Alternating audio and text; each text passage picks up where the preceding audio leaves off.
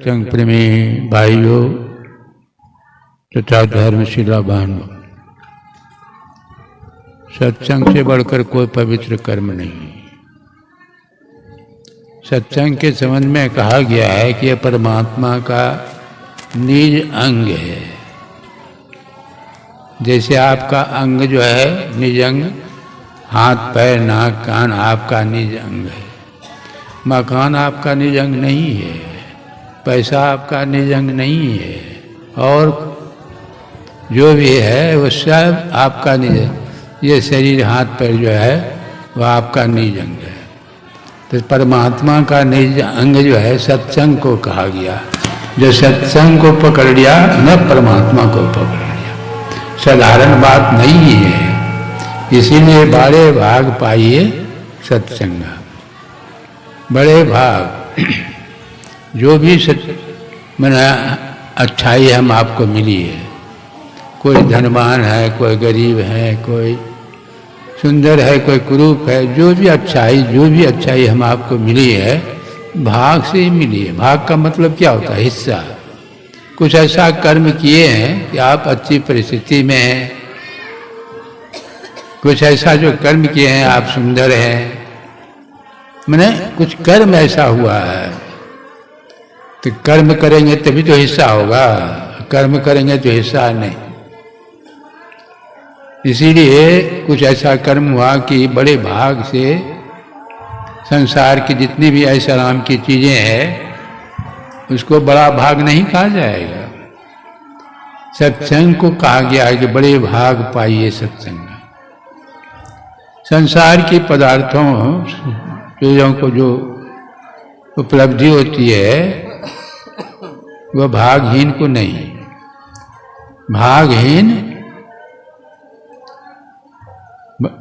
भागहीन ना लहे भली भक्ति वस्तु का भोग।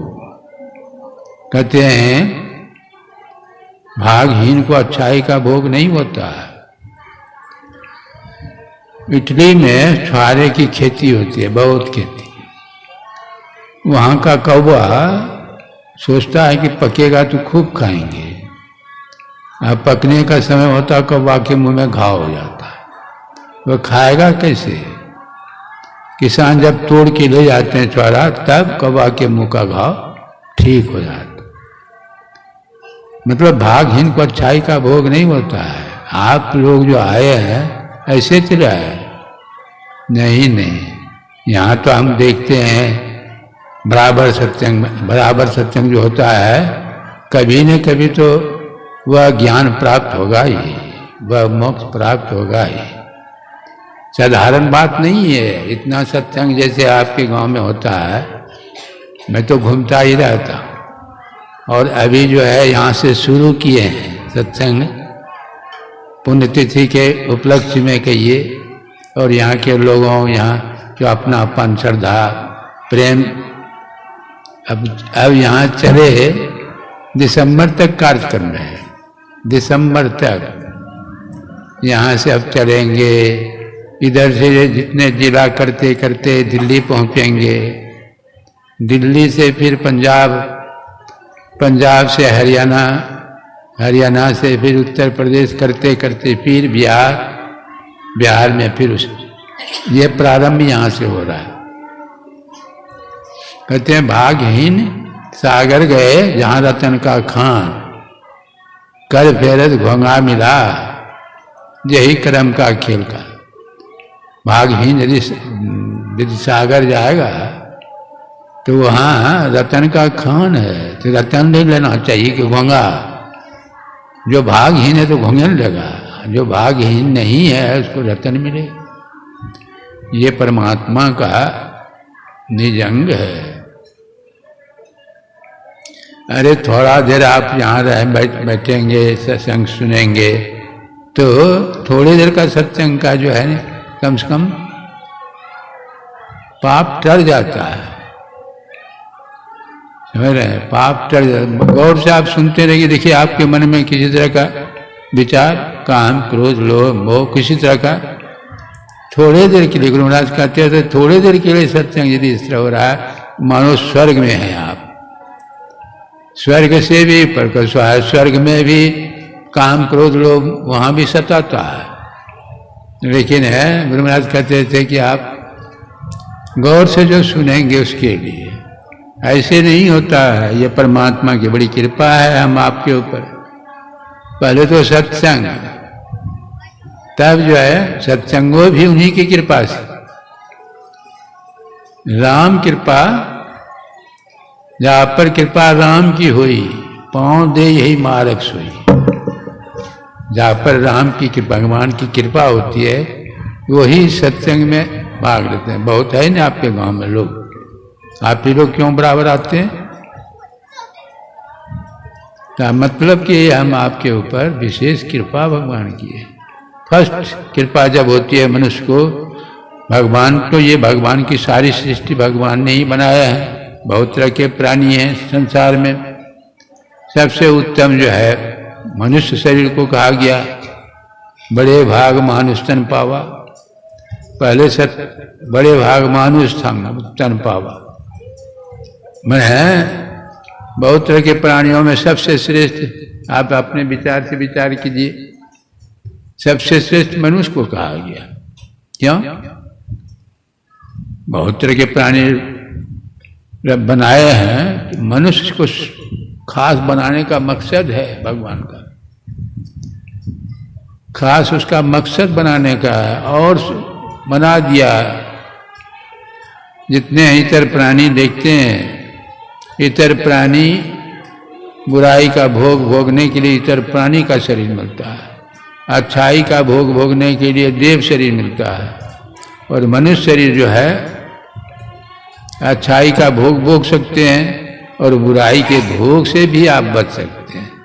यानी इसमें सामर्थ्य है कि दुख से आप बच सकते हैं, लेकिन और किसी प्राणी से में सामर्थ्य नहीं है। जैसे फर्ज कीजिए कि आपको बैलगाड़ी पर कहीं जाना है, अब बैल के पेट में बड़ा जोर से दर्द होने लगे तो बैल बेचारा तो बोल नहीं सकता है, पेट में दर्द है नहीं जाएंगे। आप बरबस गाड़ी में लगाएंगे, सवार होकर के जहाँ जाना, बेचारा दुख से छटपट कर रहा है, लेकिन आपके पेट में यदि दर्द होने लगे तब तुरंत कहिएगा कि डॉक्टर के पास, डॉक्टर के पास। मैंने इसमें यह है कि अच्छाई का भोग भोगिए और बुराई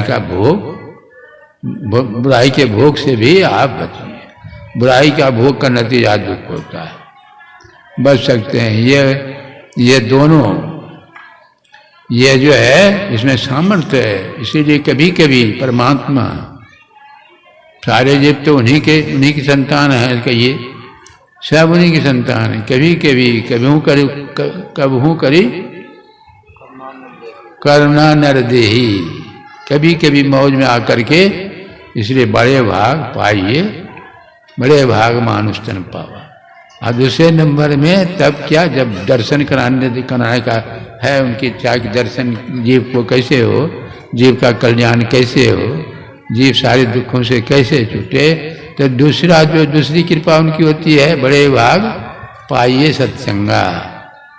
अब देखिए दूसरी कृपा है, पहला कृपा तो ये मनुष्य शरीर हम आपको मिला, दूसरा जो है सत्संग। सत्संग में क्या दूसरे से ये सत्संग भी तीसरे दर्जे का, तीन तरह का सत्संग, पहले दर्जे का, फिर दूसरे दर्जे का। परमात्मा से जब जीव को मिलाप हो जाता है वह पहले दर्जे का सत्संग है। सत्य से जीव जो है परमात्मा का दर्शन कर लिया, मिल गया, तो ये पहले दर्जे का सत्संग है। और दूसरे दर्जे का सत्संग संतों का भी दर्शन जो है ऐसे नहीं होता, बड़ा दुर्लभ है, कहा गया कि दुर्लभ है। ये दूसरे दर्जे का सत्संग है। संतों का दर्शन हो जाए तो दूसरे दर्जन, नहीं दर्शन हुआ तो संतों की वाणी जैसे सत्संग कर रहे हैं, यह तीसरे दर्जे का सत्संग है। तीसरे दर्जन का कहते हैं चिट्ठी आदि मुलाकात होती है, तो संतों की वाणी जो है मैं कहिए कि संतों से आदि मुलाकात, ये तीसरे दर्जे का सत्य। तो ये 3 दर्जे, 3 तरह के दर्जे का सत्संग। पहला यह हो रहा है तीसरे दर्जे का सत्संग, फिर संत से भेंट करेंगे, संत महात्माओं से सीखेंगे, क्रिया सीखेंगे, दूसरे दर्जे का हो गया।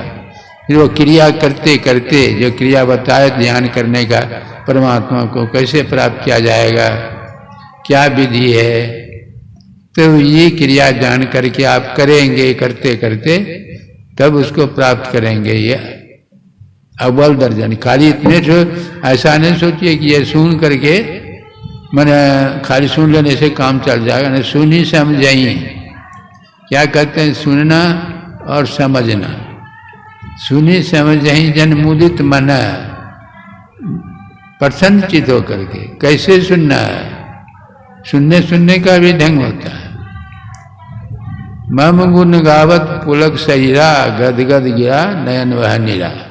भगवान कहते हैं कि जहाँ मेरा गुणगान होने लगता है तो सुनने वाले का शरीर रोमांचित हो जाता है, आंखों से अश्रु की धारा बहने लगती है। देखिए श्रोता कैसे होते हैं। मम गुण गावत पुलक शरीरा, गदगद गिरा नयन वह नीरा। तो आप जो है सुनने में अंतर, सुनना और कोशिश कीजिए समझने का। समझने का जो संत महात्मा कहते क्या है, समझने का। और समझ में आ जाए तब जो है करना पड़ेगा। सुनी समझही जन मुदित मना। मज्जही मने जो बताया उसको करना पड़ेगा, अभ्यास करना।